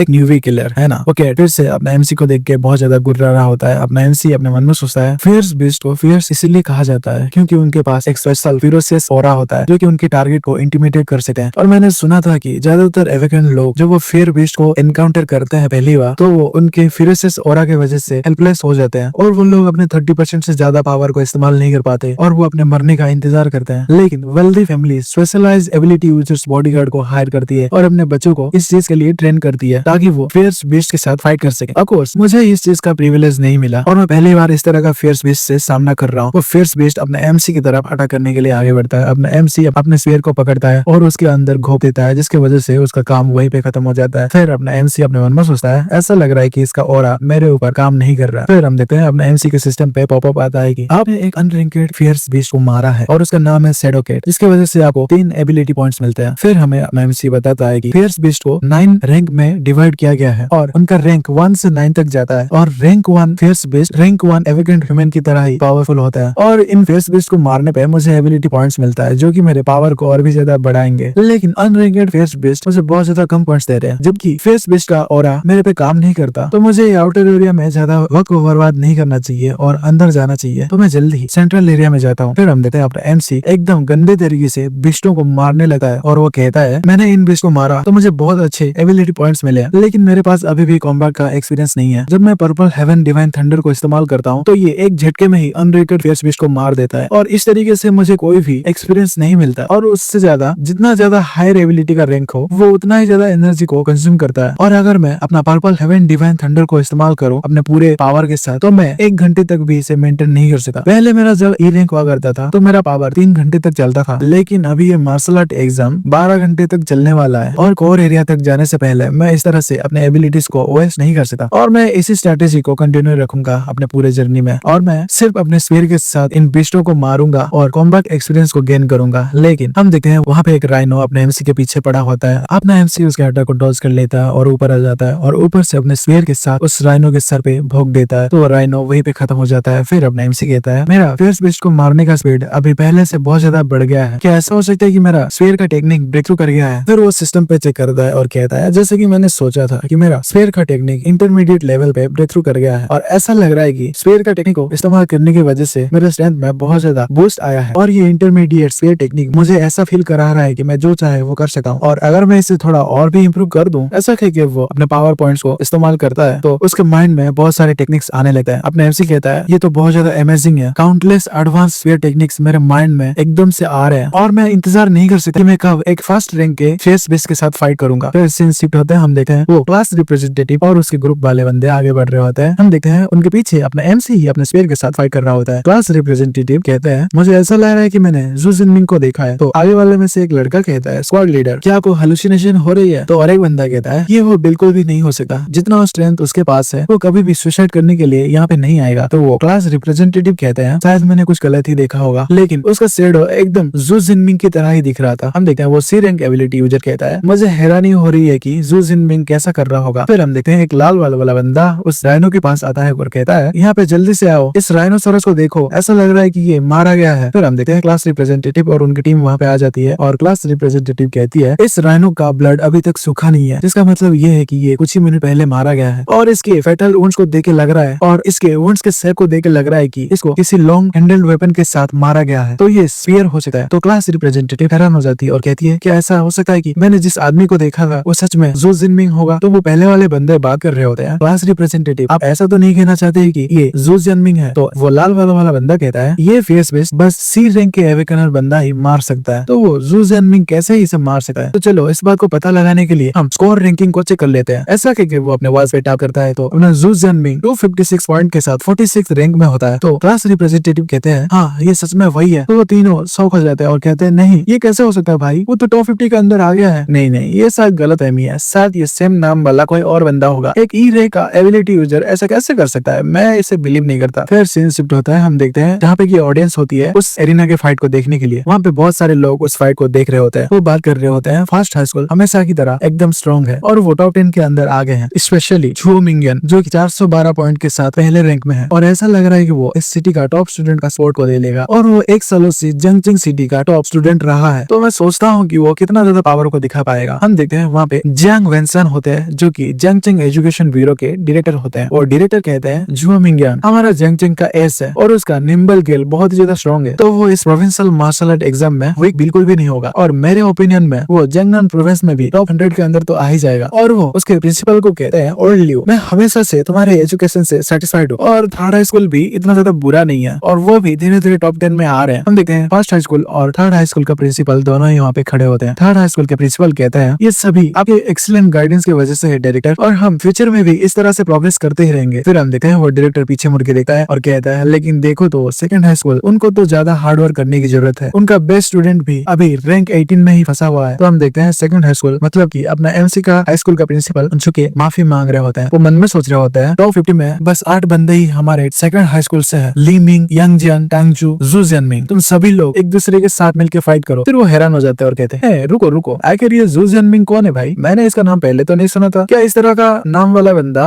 हमारा एडवांस क्लास में है। ये बात सुन के जू जिनमिंग के टीचर एकदम शॉक हो जाते हैं और कहते हैं क्या जू जिनमिंग वो टॉप 50 के अंदर है, लेकिन वो बच्चा तो ई रिंग का एवेकन पर्सन है, शायद ऐसा भी हो सकता है कि वो अपना स्ट्रेंथ को छुपा रहा होगा, लेकिन वो कितना ही ज्यादा छुपा ले एक ई रिंग का एबिलिटी एस रिंग के एबिलिटी में तो नहीं बदलेगा ना। और टॉप 10 बंदों पे एक डेडिकेटेड कैमरा लगाया गया है और मैं इसी वजह से जू जिनमिंग का फुटेज को नहीं देख पा रहा हूँ, तो मुझे पता नहीं चल रहा है कि उसको इतना ज्यादा स्कोर कैसे मिल रहा है। फिर सीन शिफ्ट होता है, हम देखते हैं सेंट्रल एरिया में जिसका की डेंजर लेवल एकदम हाई होता है। अपने एमसी वहाँ पे बोतल को तोड़ते हुए आता है और अपने मन में सोचता है जब मैं सेंट्रल एरिया में घुसा तो फियर्स बेस्ड का नंबर्स बहुत ज्यादा कम हो गया और रैंकेड फियर्स बेस्ड उनके पास थोड़ा बहुत इंटेलिजेंस होता है और उनके पास सेंस ऑफ टेरिटरी होता है, जिसके वजह से अनरैंक्ड बेस्ड से वो ज्यादा मुश्किल है डील करने के लिए। फिर अपना एमसी आगे देखता है और कहता है हाँ ये रहा। हम देखते हैं वहाँ पे एक फियर्स बेस्ड टाइगर होता है और वो बहुत ही ज्यादा जोरों से गुर्राता है और हमें बताया जाता है कि उसका नाम है आर्म ब्लेड टाइगर। फिर अपना एमसी कहता है ऐसा लग रहा है कि मैं थोड़ा सा लकी हूँ, मैं अभी अभी सेंट्रल एरिया में आया हूँ और मुझे एक ए लेवल का फियर्स बेस्ट मिल गया है, तो चलो ये परफेक्ट टाइमिंग है मेरे स्पेयर टेक्निक को टेस्ट करने के लिए। ऐसा कह के वो उस बीच पे अटैक करने के लिए आगे बढ़ता है हंसते हुए, तो वो बीस्ट भी गुर्रा रहा होता है और अपने एमसी पे अटैक करने के लिए आगे बढ़ता है। तो अपना एमसी देखता है, फिर वो अपने स्पेयर को घुमा के उस बीस्ट पे मारने की तैयारी करता है, तो वो टाइगर थोड़ा सा कांपने लगता है। फिर अपना एमसी अपने मन में सोचता है क्या एक फास्ट टायर का आर्मर टाइगर के पास बस इतना ही पावर है, आई गेस शायद टाइगर किंग ही मुझे थोड़ा सा एफर्ट करवा सकता है, तो चलो मैं तुम्हें अपने रास्ते पे भेज देता हूँ। ऐसा कह के वो उस टाइगर पे अटैक करने के लिए आगे बढ़ता है और बहुत सारे हमला करने लगते हैं। हम देखते हैं उस टाइगर से खून निकलने लगता है। अपना एमसी अपने भाले को घुमाता है और टाइगर की तरफ देखता है, तो टाइगर भी अपने एमसी की तरफ देखता है। फिर वो गुर्रा के अपने एमसी की तरफ अटैक करने के लिए आगे बढ़ता है। दोनों में घमासान युद्ध होता है। अपना एमसी कहता है जैसे कि मैंने एक फर्स्ट ईयर फिरोशियस से एक्सपेक्ट किया था, इसका फाइटिलिटी तो बहुत ही ज्यादा है, ये तो अभी भी डेस्परेट होकर स्ट्रगल कर रहा है। फिर हम देखते हैं अपना एमसी अपने स्पेयर घुमा के फिर से उस अटैक करने के लिए आगे बढ़ता है और कहता है चाहे तुम कितना ज्यादा स्ट्रगल कर लो लेकिन ये किसी काम का नहीं है। ऐसा कह के वो अपना पावर रिलीज करके उस टाइगर पे अटैक करने के लिए आगे बढ़ता है और उस पे अपने स्पेयर के साथ अटैक कर देता है। तो हम देखते हैं उस टाइगर का एक हिस्सा गायब हो जाता है और वो टाइगर वहीं पे खत्म हो जाता है। अपने एमसी को सिस्टम पे मैसेज आता है कि आपने एक फर्स्ट ईयर का आर्मर टाइगर को मारा है और आपको 14 एबिलिटी पॉइंट मिलता है। तो अपना एमसी कहता है फर्स्ट ईयर के फिरोशियस बीस्ट को मारने से तो मुझे अनरैंकेड बीस्ट से 2 गुना ज्यादा एबिलिटी पॉइंट्स मिलते हैं और फिरोशियस बीस्ट जितना ज्यादा स्ट्रॉन्गर होगा तो मेरा एबिलिटी पॉइंट भी उतना ही ज्यादा बढ़ेंगे। जो ये एग्जाम हॉल है वो बाकी लोगों की नजरों में एकदम डेंजरस जगह है, लेकिन ये मेरे लिए खेलने की जगह है। ऐसा कह के वो आगे बढ़ता है दूसरा बीस्ट को हंट करने के लिए और कहता है इस तरह का अपॉर्चुनिटी मेरे लिए रेयर है, तो मुझे इसका पूरी तरीके से फायदा उठाना पड़ेगा और बहुत ज्यादा एबिलिटी पॉइंट को कमाना पड़ेगा। फिर सीन शिफ्ट होता है, हम देखते हैं बाहर का सीन जहाँ पे की अपना एमसी रैंकिंग में नंबर 32 पे आ गया होता है 328 पॉइंट के साथ। तो बाकी टीचर्स बात करने लगे हैं। टीचर चैनफैन तो जू जिनमिंग आप ही के क्लास से है ना, और बाकी सेम क्लासेस से तो आप ही का क्लास का बच्चा ही टॉप 50 के अंदर जा पाया है। टीचर चैनफैन आप तो बहुत ज्यादा अच्छे तरीके से सिखाते हैं। हाँ बढ़िया, अभी हम साल के सेकंड हाफ में टीचर चैन से कुछ लेक्चर लेंगे और उनके कुछ टीचिंग एक्सपीरियंस को सीखेंगे। तो टीचर चैनफैन कहते हैं नहीं ये मेरे कारण नहीं है बल्कि मेरे स्टूडेंट के कारण है और उसके खुद के एफर्ट्स के कारण है और इसका मेरे से लेना देना नहीं है। तभी कोई टीचर लीडर बोर्ड पे अपने एमसी के रैंक को दिखाते हुए कहता है, देखो सभी लोग, जू जियानमिंग का रैंक अभी और भी ऊपर जा रहा है और वो एक्चुअली एक ही बार में 44 पॉइंट्स को हासिल किया। तो वो डायरेक्टर कहता है, martial art exam score calculation के अकॉर्डिंग तुम अगर एक पीक अनरैंक्ड फेरोशियस बीस्ट को मारते हो तो वो तुम्हें बस 6 से 8 पॉइंट देता है और अगर तुम फर्स्ट ईयर के लो ग्रेड फेरोशियस बीस्ट को मारते हो तो तुम्हें 14 से 16 पॉइंट मिलता है। तो हम देखते हैं अपने एमसी के प्रिंसिपल काउंट करने लगता है और कहता है, तो ये स्कोर अपडेट होने को 4 सेकंड लगता है। तो इसका मतलब ये है कि, सिर्फ वो डायरेक्टर कहता है, इसका मतलब ये है कि वो 4 सेकंड में 5 पीक अनरैंक्ड के फेरोशियस बीस्ट को मारा है या फिर फर्स्ट ईयर लो ग्रेड के 3 फेरोशियस बीस्ट को मारा है। फिर वो अपने मन में सोचता है, मैंने इस साल ऐसा परफॉर्मेंस दिखने को मिलेगा ये कभी एक्सपेक्ट नहीं किया था। तो वो कहता है, प्रिंसिपल जाओ, ये स्टूडेंट तो बहुत ही ज्यादा अच्छा है, आपने इसके बारे में हमें कभी पहले क्यों नहीं बताया था। तो वो टीचर कहता है, टू बी ऑनेस्ट मुझे भी अभी पता चला। अब ये चीज मुझे पूछने से अच्छा होगा कि आप उसके होमरूम टीचर से पूछ ले। हम देखते हैं अपने एमसी के क्लास के टीचर को सभी लोग घेर के खड़े होते हैं। फिर अपने प्रिंसिपल होमरूम टीचर के पास आ जाते हैं और कहते हैं, टीचर चैन आप यहाँ पे आइए और लीडर बोर्ड में जिंगमिंग क्या कर रहा है ये सभी को बताइए, फॉर एग्जाम्पल कि उसका टैलेंट कैसा है और वो कैसा है। फिर हम देखते हैं होमरूम टीचर डायरेक्टर के पास आके कहते हैं, डायरेक्टर प्रिंसिपल, ये जो जू जियानमिंग है उसके पास ई ग्रेड का एबिलिटी है जो कि एक कमजोर सा इलेक्ट्रिसिटी है। तो हम देखते हैं प्रिंसिपल एकदम हैरान हो जाता है और कहता है, क्या बस ई ग्रेड का एबिलिटी? टीचर चैन क्या आपको सही से याद है ना? तो टीचर चैन कहते हैं, नहीं मुझे सही से याद है, इस एंट्रेंस एग्जाम से पहले मैंने स्पेसिफिकली उसको कहा था कि वो मार्शल आर्ट एग्जाम में पार्टिसिपेट ना करे, लेकिन मैंने ये चीज एक्सपेक्ट नहीं किया था। फिर वो डायरेक्टर कहते हैं, क्या उसने बस ई ग्रेड एबिलिटी के साथ इतना दूर तक आया है? ऐसा लग रहा है कि जू जियानमिंग के पास और भी कुछ छुपे हुए आउटस्टैंडिंग क्वालिटीज है और ये चीज तो मुझे और भी ज्यादा क्यूरियस बना रहा है। चलो इंतजार करते हैं, वो जल्द ही टॉप 10 के अंदर भी आ जाएगा और उस टाइम हम समझ जाएंगे कि उसने वो कैसे किया है। अगर वो चीटिंग कर रहा होगा, ये बात सुन के दोनों ही प्रिंसिपल और होमरूम टीचर डर जाते हैं। फिर हम देखते हैं अपना एमसी नंबर 9 पे आ जाता है। फिर सीन शिफ्ट होता है, हम देखते हैं अपने एमसी के कजन को। वो कहती है, जैसे कि मैंने एक्सपेक्ट किया था, जो कल उस धमाके को किया था वो तुम ही हो, कजन जियानमिंग। हम देखते हैं अपने एमसी का कजन नंबर 12 रैंक पे होती है। हम देखते हैं नंबर 1 जो मिंगियन को। वो अपने स्कोर को देखता है और कहता है, अभी इस एग्जाम को खत्म होने के लिए और 6 घंटे बचे हुए हैं और कोई नया बंदा टॉप 10 के अंदर आ भी गया है, जू जियानमिंग। मैंने तो इसके बारे में कभी नहीं सुना था। फिर सीन शिफ्ट होता है, हम देखते हैं अपने एमसी पे कैमरा आ चुका होता है। सभी लोग अपने एमसी के फाइट को देख रहे होते हैं। अपने एमसी एक बीस्ट को मारता है तो उसको 14 पॉइंट्स मिलता है। हम देखते हैं अपने एमसी के ऊपर वो ड्रोन होता है। अपना एमसी कहता है, जैसा कि मैंने एक्सपेक्ट किया था, सेंट्रल एरिया में फेरोशियस बीस्ट बहुत ज्यादा है। और वो ऊपर देखता है और कहता है, हाँ क्या एक ट्रैकिंग ड्रोन? ऐसा लग रहा है कि मैं टॉप 10 के अंदर आ चुका हूँ। ये मार्शल आर्ट एंट्रेंस एग्जाम एक बंदे का स्ट्रेंथ और पोटेंशियल को टेस्ट करने के लिए रखा जाता है और तुम जितना ही ज्यादा अच्छे रिजल्ट्स को लाओगे तो तुम्हें उतना ही ज्यादा रिकॉग्नाइज किया जाएगा। वैसे भी मैं इसे हाइड नहीं करना चाहता था और टॉप 10 में आना ये तो बस शुरुआत है, लेकिन कोर एरिया में जाने से पहले मुझे अपने स्ट्रेंथ को इम्प्रूव करना पड़ेगा। हम देखते हैं अपने एमसी के पास 312 एबिलिटी पॉइंट्स बचे हुए होते हैं। अब एमसी कहता है, मेरे पास अभी 300 से ज्यादा एबिलिटी पॉइंट्स है, लेकिन मुझे अभी भी प्रमोशन का नोटिफिकेशन नहीं आया है और ऐसा लग रहा है कि मुझे एडवांस करने के लिए कोई कल्टीवेशन मेथड को सीखना पड़ेगा। अगर बात ऐसी है तो मैं बस इससे अपने बेसिक एट्रीब्यूट्स को बढ़ाऊंगा। फिर वो अपने बेसिक एट्रीब्यूट्स को बढ़ा लेता है और कहता है, ये मुझे बहुत ज्यादा अच्छा लग रहा है, तो चलो कोर एरिया में जाने का टाइम आ चुका है। हम देखते हैं अपने एमसी ने फिजिक पे 40 प्लस कर दिया होता है और स्पिरिट पे 22 प्लस कर दिया होता है। फिर सिंस होता है, हम देखते हैं कोर एरिया जहाँ का डेंजर लेवल हाईएस्ट होता है, वहाँ पे फेरोशियस टाइगर बीस्ट एक राइनोसोरस को मार के खा रहे होते हैं और वहाँ पे उनका किंग भी होता है। अपना एमसी उन सबको छुप के देख रहा होता है और वो कहता है, 9 आर्मर टाइगर्स और जो कि मिडिल में है और जिसका साइज और ऑरा आउटस्टैंडिंग है, उसके पास बड़े बड़े आर्म ब्लेड्स है, तो लगता है कि यही आर्मर टाइगर का किंग होगा और ऐसा लग रहा है कि ये मेरे लिए बहुत ही ज्यादा अच्छा है। फिर वो साइड में मुड़ के देखता है तो हम देखते हैं वो नंबर 1 वाला बंदा वहाँ पे आ चुका होता है। तो एमसी कहता है, तुम बाहर आ जाओ, मैंने तुम्हें ढूंढ लिया। तो वो कहता है, तुम्हारा तो ट्रैकिंग एबिलिटी बहुत ज्यादा अच्छा है, तुमने तो मुझे इतने में ही ढूंढ लिया, मैंने सोचा नहीं था कि तुम जू जियानमिंग होगे जो कि टॉप 10 के अंदर आ चुके हो। तो अपने एमसी कहते हैं, झो मिंगियन, क्या तुम मुझे जानते हो? तो वो लड़का कहता है, जो भी इस कोर एरिया के टॉप 10 में है मैं उन सभी को जानता हूँ तुम्हारे अलावा, और सडनली एक नया चेहरा देखूंगा तो मुझे पता तो चलेगा ही ना कि वो तुम ही हो। तो अपने एमसी कहता है, अच्छा है ऐसा है। फिर वो लड़का कहता है, मैं इन आर्मर टाइगर के ग्रुप को बहुत लंबे समय से देख रहा था। तो अपने एमसी कहता है, क्या तुम मेरे से ये मॉन्स्टर छीनना चाहते हो? तो वो लड़का कहता है, नहीं नहीं, तुम गलत मत समझो, ये आर्मर टाइगर का किंग एक फर्स्ट ईयर का मिड ग्रेड फेरोशियस बीस्ट है और उसके अलावा बाकी 9 आर्मर टाइगर भी है उसके टीम में, तो चाहे एक अकेला बंदा कितना ज्यादा पावरफुल हो वो उससे हैंडल नहीं कर सकते, तो हम लोग कोऑपरेट कर सकते हैं। तो अपने एमसी कहता है, इसकी कोई जरूरत नहीं है, मैं अकेला काफी हूँ। ऐसा कहके वो बहुत ज्यादा कूल लग रहा होता है। फिर हम देखते हैं अपना एमसी उन पे अटैक करने के लिए आगे बढ़ता है और चल के उनके पास जा रहा होता है। हम देखते हैं वो टाइगर भी अपने एमसी को आते हुए देख लेते हैं। अपना एमसी कहता है, जैसे कि मैंने फेरोशियस बीस्ट के ग्रुप से एक्सपेक्ट किया था, उनके पास तो इंटेलिजेंस भी है और वो छोटा मोटा फॉर्मेशन को भी इस्तेमाल कर सकता है। हम देखते हैं वो टाइगर फॉर्मेशन में आ जाता है और गुर्रा रहे होते हैं अपने एमसी को देख के। हम देखते हैं वो नंबर 1 बंदा चुपके से अपने एमसी को देख रहा होता है और वो कहता है, चलो देखते हैं कि इसके पास कितना ज्यादा पावर है। फिर अपने एमसी अपने स्फीयर को घुमाता है और वो बहुत ज्यादा तेजी से स्फीयर को घुमा के उन टाइगर की अटैक को रोकने की कोशिश कर रहा होता है। उस टाइगर का अटैक जब वो स्पीयर पे लेता है तो उन टाइगर्स को चोट लगने लगता है और वो वहाँ पे मरने लगता है, जिसकी वजह से अपने एमसी को बहुत सारे एबिलिटीज पॉइंट मिलने लगते हैं। फिर हम देखते हैं उस टाइगर का किंग उन बाकी टाइगर के ऊपर अपना पैर रखे आगे आ रहा होता है। अपना एमसी कहता है यार कितनी बुरी बात है, अभी भी मेरे पास इतना ताकत नहीं है कि मैं इन लोगों को एक झटके में मार पाऊं। भाई इतने लोगों को मार दिया फिर भी इसको ताकत चाहिए, देख रहे हो भाई। फिर टाइगर का किंग अपने एमसी की तरफ अटैक करने के लिए आगे बढ़ता है और वो जोरदार तरीके से गुर्राता है, जिसकी वजह से आसपास के बिल्डिंग्स में धमाके होने लगते हैं और वो नंबर 1 बंदा अपने कानों में हाथ रख लेता है। अपना एमसी कहता है तुम मुझे शुरुआत से ही इंटिमिडेट करना चाहते थे, है ना? तुम बाकियों को तो डरा सकते हो लेकिन मुझे तुम डरा नहीं सकते। ऐसा कह के वो उस टाइगर पे अटैक करने के लिए आगे बढ़ता है। टाइगर भी तैयार होता है उसके साथ फाइट करने के लिए और अपना एमसी स्पीयर के साथ टाइगर पे मारता है तो टाइगर भी उसको रोक लेता है और साइड में देख के गुराता है। फिर अपना एमसी अपने स्पीयर के साथ उस पे फिर से अटैक करता है उस टाइगर के सर पे, जिसकी वजह से वो टाइगर जमीन पे धस जाता है। फिर अपने एमसी अपने स्पीयर को उठाता है और उस टाइगर का काम वहीं पे खत्म कर देता है। फिर अपने एमसी को अपर रैंक आर्म ब्लेड टाइगर को मारने की वजह से 20 एबिलिटी पॉइंट्स मिलते हैं, जो चीज वो फर्स्ट रैंक का बंदा देखे एकदम शॉक हो जाता है। वो कहता है नहीं ये कैसे हो सकता है भाई, उसने एक्चुअली में सभी लोगों को मार दिया, क्या ये मॉन्स्टर है? हम देखते हैं इधर अपना एमसी कह रहा होता है वाओ मुझे इतना ज्यादा एबिलिटी पॉइंट्स मिल गए, अगर ऐसा ही चलता रहा तो किसे पता कि एंट्रेंस एग्जाम खत्म होने से पहले मेरे पास कितना ज्यादा एबिलिटीज हो जाएंगे, और जितना ज्यादा हो ये मेरे लिए उतना ही ज्यादा अच्छा है। तो चलो मैं बाकी और बचे हुए फिरोसियस बीस्ट ग्रुप के पास जाता हूँ। ऐसा करके वो जा रहा होता है तो वो बंदा पीछे से कहता है रुको, आखिर तुमने एक लॉन्ग स्पीयर के साथ इतने सारे आर्म ब्लेड टाइगर्स को कैसे मारा? क्या तुम्हारा एबिलिटी रीइंफोर्समेंट टाइप का है? तो अपने एमसी वहां से जाते हुए कहता है नहीं मेरा लाइटनिंग टाइप है। तो वो फर्स्ट प्लेस वाला बंदा गुस्सा करता है और कहता है क्या लाइटनिंग टाइप है, तुम मुझसे मजा कर रहे हो? अगर तुम्हें अपना एबिलिटी के बारे में नहीं बताना तो मत बताओ, लेकिन मुझे इस तरह से चूतिया तो मत बनाओ, कितना ज्यादा बेकार आदमी है यार। फिर वो अपने वॉच पे टच करता है और रैंकिंग को देखने लगता है और कहता है इसने अभी बहुत सारे फियर्स बीस्ट को मारा है तो इसका स्कोर प्रोबेबली बहुत ज्यादा बढ़ गया होगा और ये जल्दी से मेरे पास पहुंचेगा। लेकिन वो तभी देखता है कि अपना एमसी 1122 पॉइंट के साथ नंबर 1 रैंक पे होता है। फिर वो बंदा शॉक हो जाता है और कहता है क्या उसने ऑलरेडी मुझे सरपास कर लिया? भाई अभी रात बहुत हो चुकी है और मैं वॉइस रिकॉर्ड कर रहा हूँ तो आवाज बहुत ज्यादा तेज आ रही है, तो मैं अभी से थोड़ा सा धीरे बोलने वाला हूँ। अगर आपको वॉइस क्लैरिटी में थोड़ा सा कमी लगे और वॉइस थोड़ा सा लो लगे तो माफ कर देना, क्योंकि ज्यादा आवाज होने की वजह से पड़ोसियों को परेशानी हो सकती है और वो आके कंप्लेन कर सकता है, तो मैं पहले ही माफी मांग लेना चाहता हूँ। फिर हम देखते हैं बाहर का सीन। वहाँ पे डायरेक्टर कहता है वाह कितना ज्यादा डोमिनेटिंग स्पीयरमैनशिप है, वो भी हाई लेवल का। जू जिनमिंग अभी बस 18 साल का है और उसने हाई लेवल के स्पीयरमैनशिप को मास्टर कर लिया है।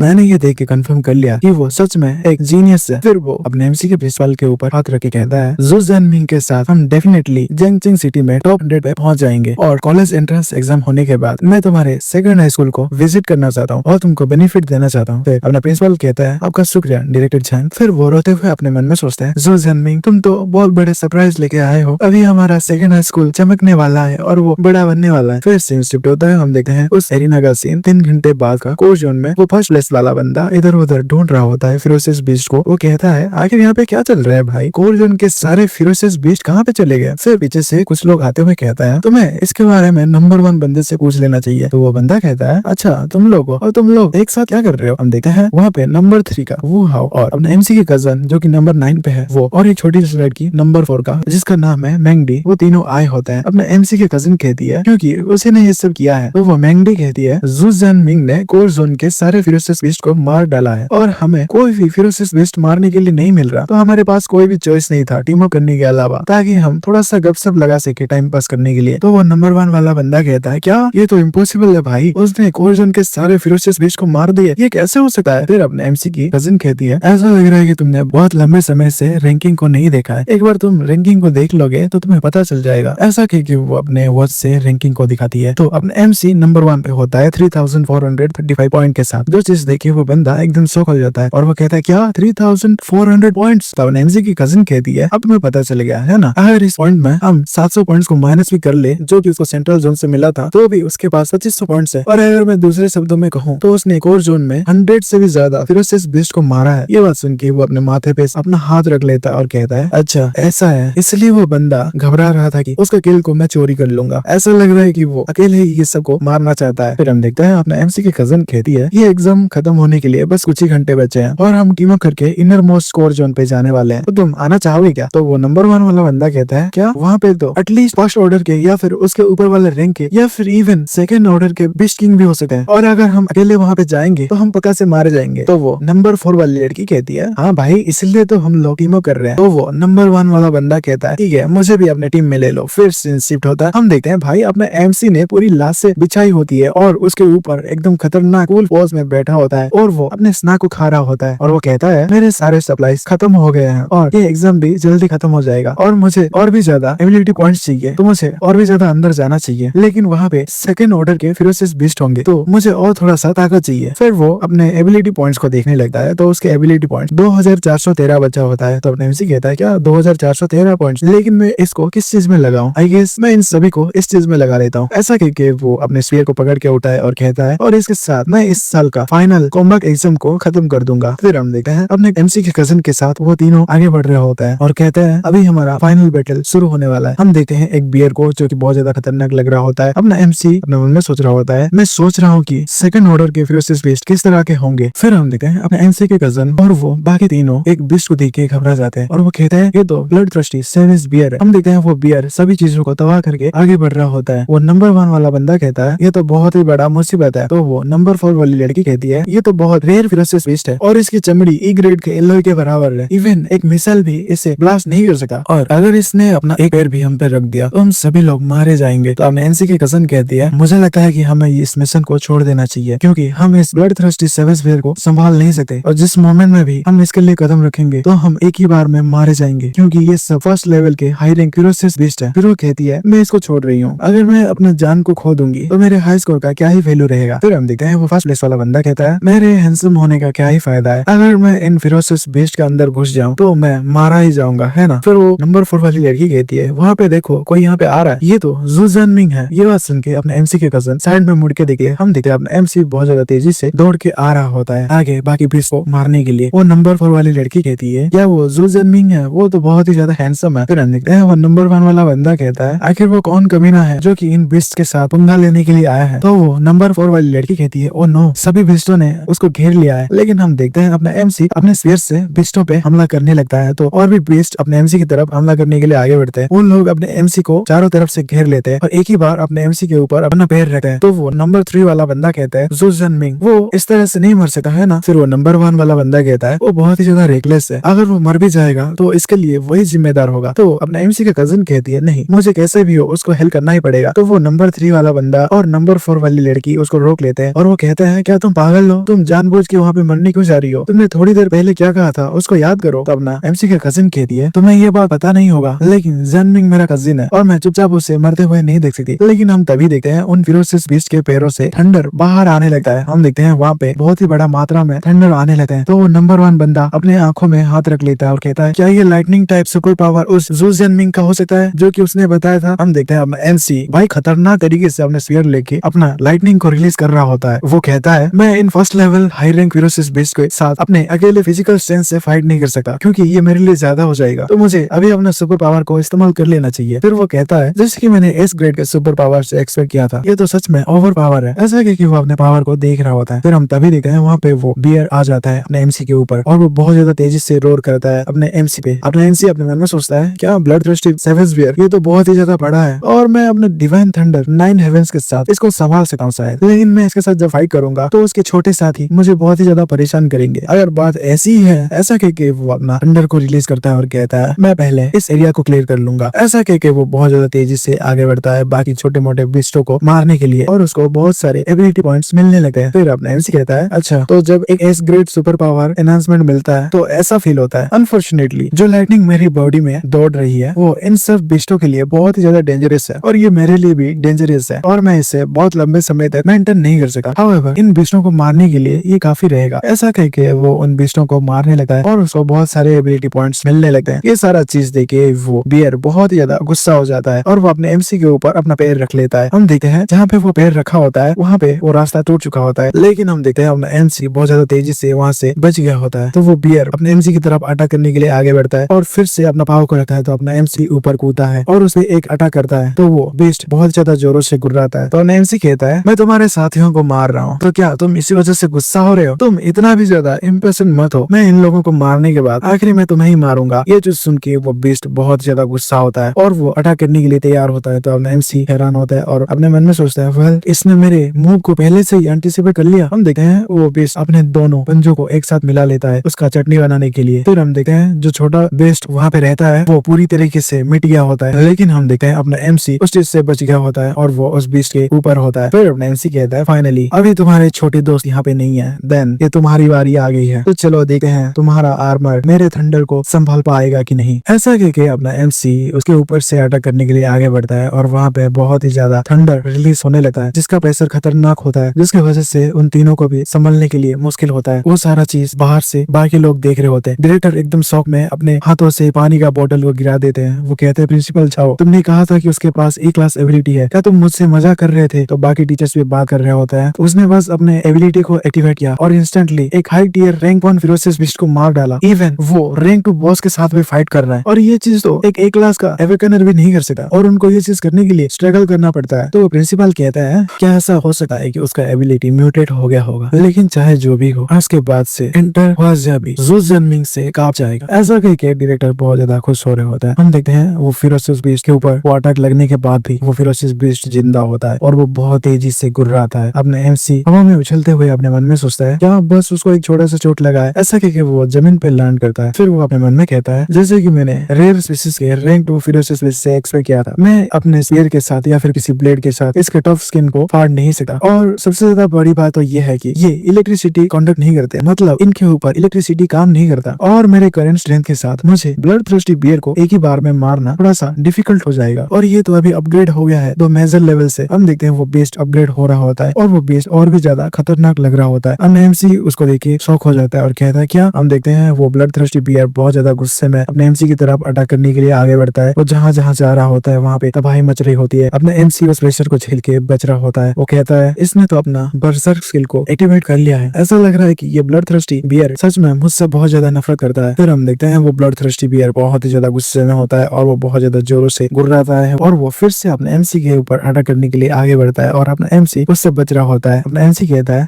सच में ये बहुत ज्यादा खतरनाक है, जैसे कि मैंने एक्सपेक्ट किया था। जब एक फिरोसियस बीस्ट अपने बर्सर्क स्टेट में जाता है तो उनका पावर बहुत ही ज्यादा इंक्रीज हो जाता है, लेकिन इसके साथ साथ ही इसने अपना दिमाग को लॉस कर दिया है और उसके पास अपना इंटेलिजेंस कम हो गया है और ये अभी प्योरली अपने इंस्टिंक्ट पे चल रहा है और एक किलिंग मशीन बन गया है। और अभी के लिए इसके पावर को देखते हुए मुझे इसके साथ हेड ऑन फाइट नहीं करना चाहिए, तो मैं अभी अपना एजिलिटी को यूज करूंगा इससे डिस्टेंस में रहने के लिए। ऐसा कह के वो पीछे खिसक जाता है। फिर वो अपने हाथों में थंडर को रिलीज करते हुए कहता है मैं अभी के लिए एक अपॉर्चुनिटी का वेट करूंगा। ऐसा कह के वो उस स्पीयर के पीछे आ जाता है और अपने स्पीयर पे अपना थंडर को रिलीज करके उस बियर के पिछवाड़े में घुसा देता है। भाई बहुत ज्यादा गंदा काम किया अपना एमसी ने। फिर वो कहता है 9 हेवन डिवाइन लाइटिंग, ऐसा कह के अपने स्पीयर को ब्लास्ट कर देता है, जिसकी वजह से उस बीस्ट को भाई गंदी तरीके से दर्द होता है और जिसका सॉफ्टवेयर बहुत ज्यादा खतरनाक लग रहा होता है। वो बीस्ट जमीन पे पड़ा होता है। अपना एमसी कहता है आधे मिनट का डिवाइन पर्पल लाइटनिंग, इससे तो बड़े से बड़ा डिफेंस भी हैंडल नहीं कर सका। फिर हम देखते हैं उस बीस्ट की आंखों में रेड कलर का ग्लो आने लगता है। वो बीस्ट फिर से उठ जाता है और वो बहुत ही ज्यादा गुस्सा हो रहा होता है। अपने एमसी कहता है हाँ टाइम आ गया है लाइटनिंग, ऐसा कह के वो अपने स्पीयर को घुमा के अपने थंडर को रिलीज कर रहा होता है और वो कहता है थंडर गेल ड्रेक, ऐसा कह के वो उस बियर के ऊपर अपना स्पीयर से अटैक कर देता है, जिसकी वजह से वो बियर पीछे खिसकता है और वहाँ पे बहुत ज्यादा बड़ा धमाका होता है। हम देखते हैं वो बियर वहीं पे मर जाता है, चारों तरफ धुआं धुआं होता है और उस बियर की सीने में एक होल हो चुका होता है। अपने एमसी को सिस्टम पॉपअप आता है कि आपने रैंक 2 के low tier blood thirsty violent bear को मारा है, जिसकी वजह से आपको 24+ एबिलिटी पॉइंट्स मिलता है। फिर अपने एमसी कहता है फाइनली ये खत्म हो चुका है। इस बियर से फाइट करने के लिए मैंने स्पेशली अपने लाइटिंग गेल को बिगिनर से एडवांस रैंक तक पहुंचाया और ये पावर ने मुझे डिसअपॉइंट नहीं किया।